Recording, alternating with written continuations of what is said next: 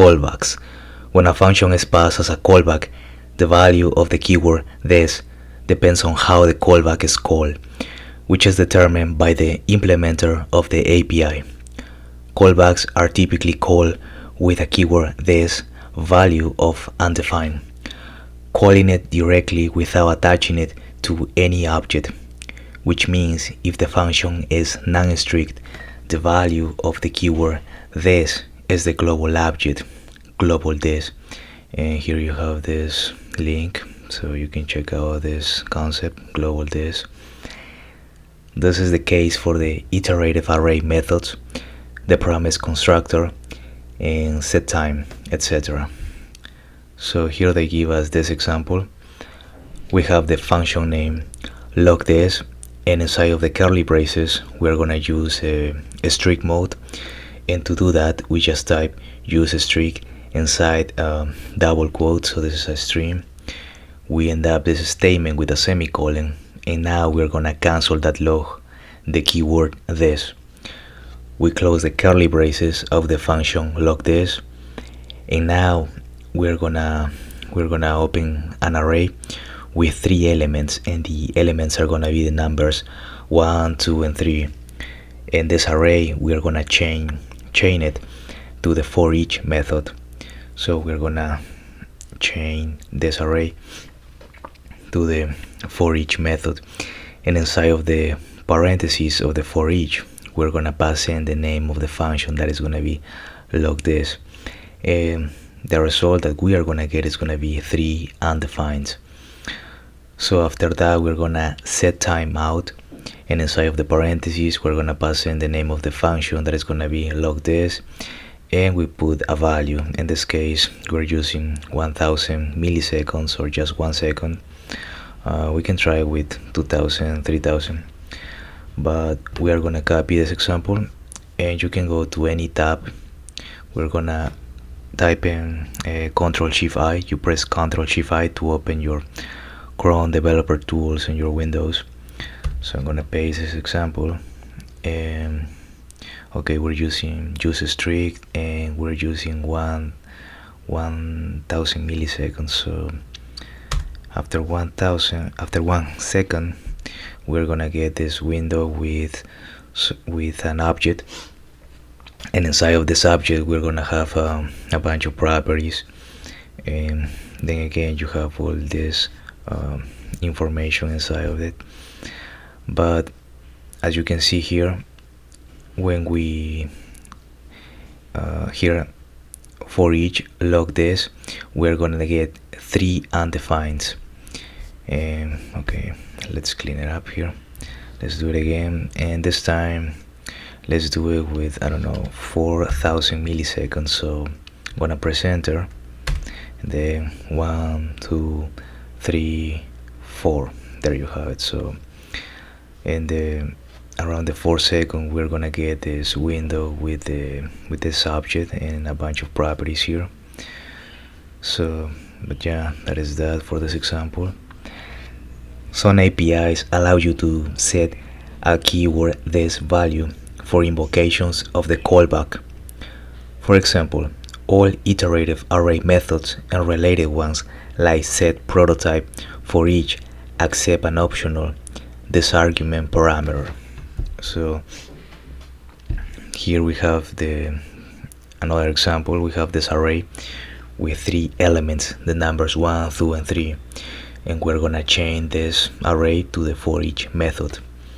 And inside of the for each method, inside of the parentheses of the for each method, we're gonna have 2 parameters or arguments, and the first argument is gonna be the name of the function that is gonna be log this. The second parameter is gonna be an object with a property name, and its value is gonna be the string object. So we end up this statement with a semicolon, and the result that we are gonna get is gonna be 3 objects with the property name, and the value is gonna be the string object. So we can grab this example and we can clean this stuff here. So we paste it, and we're gonna get 3 objects, and there you have it. And the first object, we have the property name, and this value is going to be the string object. The second one is going to be the same, and the third one is going to be the same. The three objects have property name, and its value is going to be the string object. So that is there for that example. Occasionally, a callback is called with a keyword this value other than undefined.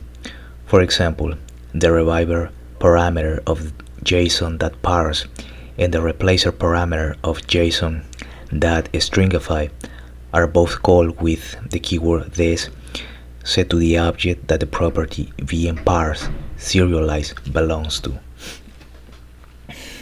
So now we are having here the arrow functions. In arrow functions, the keyword this retains the value of the enclosing lexical context this. In other words, when evaluating an arrow function's body, the language does not create a new this binding. For example, in global code, the keyword this is always global this, regardless of strictness, because of the global context binding. And here in this example, we have the constant declaration. We have a constant declaration named global object, and we are assigning it to the keyword this. We end up this statement with a semicolon, and now we're gonna have a function named foo. But in this case, we're using the arrow function, and the syntax for that is we use the keyword const, the name of the function. In this case, it's gonna be foo. We use the assignment operator, and now we use the arrow function. And to the left of the arrow function, we have an empty set of parentheses. And here is where you have your arguments, parameters. And to the right of the arrow, we're gonna have the keyword this.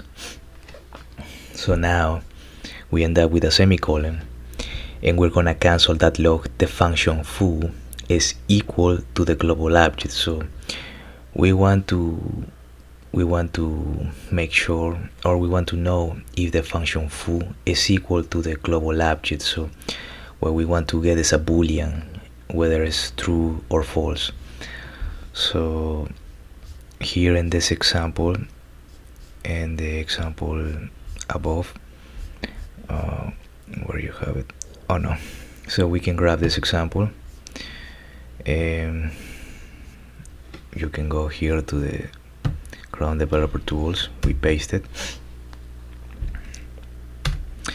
and the result is gonna be true. We're gonna get the boolean true. Why?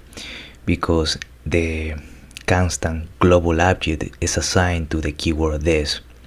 Now the function foo is also assigned to the keyword this, so the function foo is equal to the global object. So that is the reason we're getting the boolean true. But for example, if instead of assigning the constant global object to this, we assign it to the string this, now what will happen? The result that we are gonna get is the boolean false. There you have it, false. Why? Because the string this is not equal to the keyword this. In this case, the function foo is not equal to the global object. So in order to make them equal, we will have to make this a string. It will have to be just the keyword this. And there you have it. Now this expression is true. Arrow functions create a closure over the keyword this value of its surrounding scope, which means arrow functions behave as if they are auto-bound no matter how it's invoked. The keyword this is set to what it was when the function was created. In the example above, the global object. The same applies to arrow functions created inside other functions. Their this remains that of the enclosing lexical context, and we can see the example below. Furthermore, when invoking arrow functions using the call method, binding method, or apply method, the this argument parameter is ignored. You can still pass other arguments using these methods though. So in this example we have the constant declaration name object, and it's assigned to an object with a property name, and its value is gonna be the string object. And now we're gonna attempt to set this, the keyword this, using the call method. So we're gonna cancel that log, the name of the function that is foo, the name of the function that is foo, that call method, and inside of the parentheses we're gonna pass in the object. We're gonna pass in the object with the property name and its value object. And so we want to see if this is equal to the global object that is pretty much assigned to the keyword this, and then again the result is gonna be a boolean true. So now we're gonna attempt to set the keyword this using the bind method. So we have the constant declaration name bound foo and it's gonna be assigned to the function foo, that bind method, and we pass the object in the parentheses. So now we're gonna cancel that log, and we want to see if the function bound foo is equal to the global object. So the global object, as you can see here, is assigned to the keyword this, and now the function foo is assigned to the function, well, the function bound foo. The function bound foo is assigned to the function foo that bind, and inside of the parentheses we're passing the object. So then again we also get in the result the keyword this.